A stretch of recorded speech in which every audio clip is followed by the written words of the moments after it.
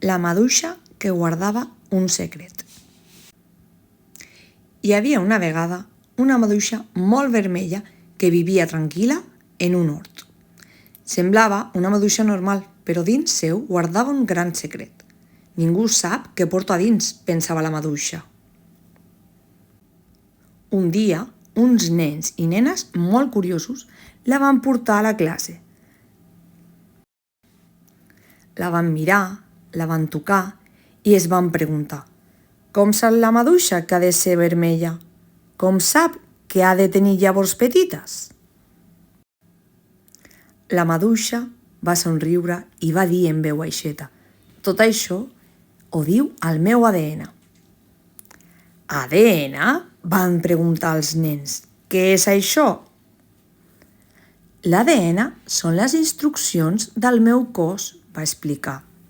Diu com he de ser, com créixer i com viure. I sabeu una cosa molt important? Tots els éssers vius tenim ADN, les plantes, els animals i vosaltres també. Quan van fer l'experiment, van veure uns fils blancs dins del got. Allò era el secret de la maduixa, el seu ADN.